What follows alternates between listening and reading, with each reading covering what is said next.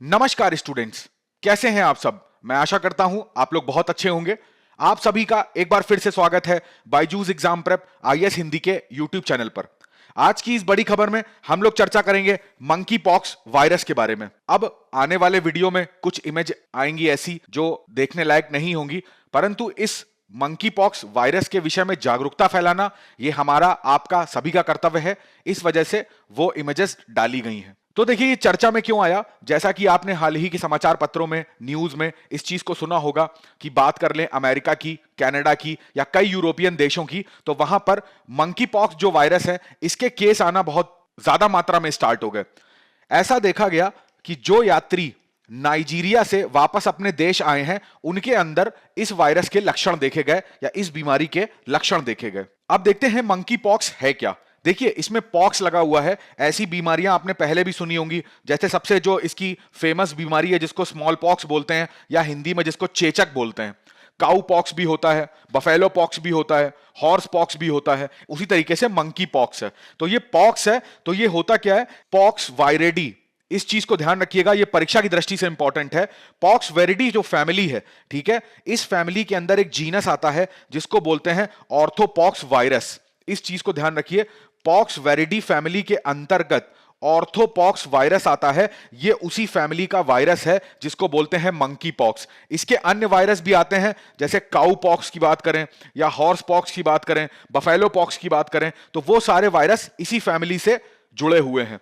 अब देखिए सबसे इंपॉर्टेंट बात यह है कि ये एक जूनोसिस है। जूनोसिस लिखा होता है या कहीं पर जूनोटिक लिखा होगा, तो इसका मतलब क्या होता है, इसका मतलब यह होता है कि ये एक ऐसा वायरस है जो जानवरों से, किसमें, ह्यूमन में, ह्यूमन का मतलब है इंसानों में फैलेगा। ठीक है, जो जानवरों से किस में फैलेगा, इंसानों में। अब कौन कौन से जानवर, अगर बात कर ली जाए चूहों की, बात कर ली जाए गिलहरी, तो ये वायरस पहले क्या होता है, पहले ये जानवरों पे आएगा और फिर जानवरों के संपर्क में आने पर फिर ये मनुष्यों में फैलना स्टार्ट हो जाता है। तो इस वजह से इसको जूनोटिक कहते हैं और हर उस बीमारी को जूनोसिस या जूनोटिक बोलेंगे जो जानवरों से मनुष्यों में फैलती है। इस चीज को ध्यान रखिएगा। अब देखिए जैसा मैंने आपको बताया था कि ये पॉक्स जो है, पॉक्स फैमिली का ही चेचक है जिसको स्मॉल पॉक्स बोलते हैं। जिस तरीके से जो चेचक की बीमारी होती है तो उसमें हमारे शरीर में दाने पड़ना स्टार्ट हो जाते हैं, लाल कलर के दाने होने लग जाते हैं, तो उसी प्रकार से, उसी से मिलती जुलती एक बीमारी है, उसी को बोल रहे हैं मंकी पॉक्स। ठीक है, अब ये चूंकि बंदरों में पहली बार इसका वायरस खोजा गया था,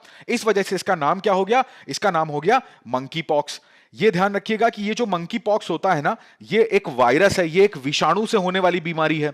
कहीं पर भी ऑप्शन लिखा होगा कि भाई ये बैक्टीरिया से होता है, कवक से होता है, कि विषाणु से होता है, तो विषाणु से होती है। तो ये डीएनए वायरस है, इस चीज को ध्यान रखिएगा। चलिए एक प्रश्न मैं आपसे पूछता हूं। हाल ही में कोविड-19 के बारे में सभी ने सुन लिया, देख लिया अपनी आंखों से। तो ये जो कोविड-19 है, आप मेरे को बताइए, जो कोरोना वायरस है ये किस टाइप का वायरस है, ये डीएनए वायरस है या आरएनए वायरस है।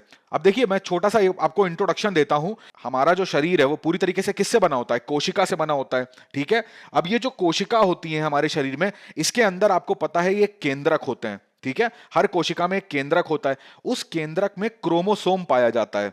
ठीक है, यही क्रोमोसोम जो होता है ये किसका बना होता है, दो चीजों का बना होता है।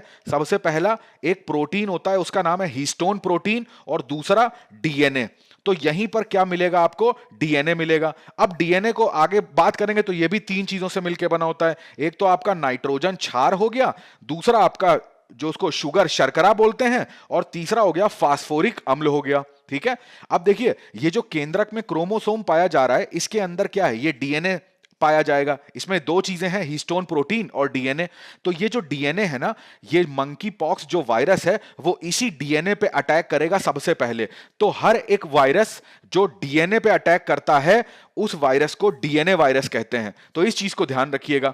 तो पहली चीज ये जूनोसिस है, दूसरा ये ऑर्थोपॉक्स वायरस जेनिस है, और तीसरा ये एक डीएनए वायरस है। अब देखिए थोड़ा सा इसकी पृष्ठभूमि के बारे में जान लेते हैं। तो ऐसा कहा जाता है कि 1958 में एक प्रयोग हो रहा था बंदरों के ऊपर। तो बंदरों में क्या हुआ कि इस प्रयोग के बाद जब उनका ब्लड टेस्ट हो रहा था, उनके रक्त की जांच करी गई, तो उनके रक्त की जांच में चेचक के कुछ लक्षण पाए गए। तो इस चेचक के लक्षण को चूंकि बंदरों में ये पाए गए, इसलिए इसको क्या नाम दिया गया, इसको मंकी पॉक्स नाम दे दिया गया।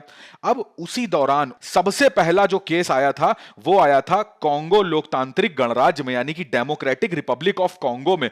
यहां पर एक मनुष्य में इस चीज का केस देखा गया कि जो वायरस यहां पे निकला था वही वायरस उसके शरीर में भी मिला।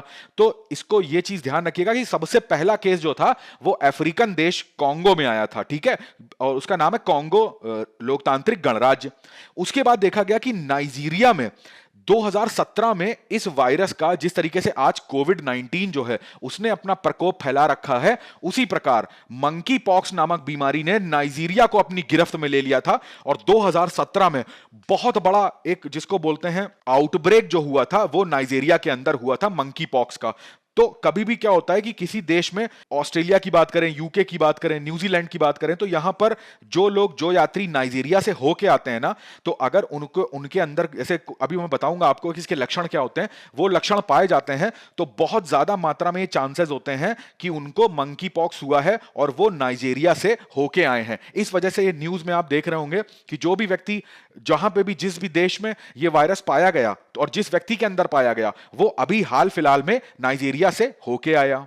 अब देख लेते हैं इसके लक्षण क्या हैं। तो इसके लक्षण जो है वो चेचक से मिलते जुलते हैं। अब चेचक में जैसे क्या होता है कि जो मनुष्य का शरीर होता है उसमें दाने पड़ना स्टार्ट हो जाते हैं, लाल लाल दाने पड़ना स्टार्ट हो जाते हैं, ठीक है। तो उसी प्रकार क्या होता है कि इसमें भी स्टार्टिंग में क्या होगा, 10 से 12 दिनों में बुखार आना स्टार्ट होगा, थकान लगना स्टार्ट होगी, सिर दर्द स्टार्ट होगा, मांसपेशियों में दर्द स्टार्ट हो जाएगा, और 3 से 4 दिनों में क्या होगा, जो मनुष्य के शरीर में ये यहां पर दाने पड़ना स्टार्ट हो जाएंगे, और ये दाने धीरे धीरे बहुत ज्यादा मात्रा में पूरे शरीर में फैल जाते हैं। तो यही इसके लक्षण भी हैं। जैसा चेचक में देखने को मिलता है वैसा ही यहां पे देखने को मिलता है। अब यहां पर क्या होगा, जो हमारी त्वचा होती है ना, को रैशेस देखने को मिलेंगे। ये त्वचा में क्या होगा कि उस जगह पर खुजली महसूस होगी, तो वहां पर खाज होने के चांसेस भी होते हैं। तो ऐसे लक्षण जो हैं वो किस में पाए जाएंगे, मंकी पॉक्स में। अब देखिए इसके संचरण की बात करें तो मैंने बताया आपको ये कैसी बीमारी है, ये जूनोटिक बीमारी है। तो किससे, जानवर से मानव में फैलेगी, ठीक है। अब जानवर में भी यहां पर जो कृंतक हैं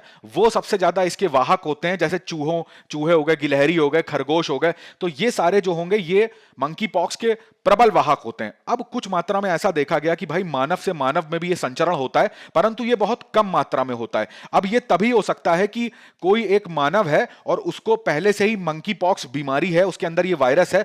अब वो दूसरे मानव के इतने ज्यादा पास या संपर्क में आता है कि इसकी श्वास से इसके अंदर श्वास प्रवेश कर जाए, या इसके शरीर का जो, जैसे मान लीजिए इसके शरीर में जो रैशेस होंगे, जो स्किन में इसकी प्रॉब्लम होगी, वो प्रॉब्लम जो है वो कहीं संपर्क में आने पर इसके पास चली जाए, उस केस में ये मानव से मानव में भी फैलेगा। ये नहीं कह सकते कि नहीं फैलेगा, मगर बहुत कम मात्रा में होता है। तो जिस व्यक्ति को भी ये बीमारी होती है तो उसको अलग ही हो जाना चाहिए, थोड़ी दिनों के लिए अलग ही रहना चाहिए, जिससे कि दूसरे व्यक्ति जो हैं वो उस संक्रमण से बच सकें, ठीक है। अब जैसे मान लीजिए जो संक्रमित जानवर होते हैं, चूहे होते हैं, गिलहरी होते हैं, ये किसी भी पदार्थ को छुएंगे, ठीक है, अगर वो खाद्य पदार्थ हुआ या कोई भी अन्य पदार्थ हुआ, तो उस पदार्थ के संपर्क में आने पर ये अपना वायरस इस पदार्थ में छोड़ देंगे। अब इसी पदार्थ के संपर्क में अगर यदि मानव आएगा ना, तो फिर क्या होगा, उसके अंदर भी ये वायरस जो है वो चला जाएगा। अब मान लीजिए जैसे कुत्ते की बात करें या खरगोश की बात करें, तो कई बार घरों में ये लोग पले रहते हैं, गिलहरियां होती हैं, तो इसमें अगर इनके शरीर में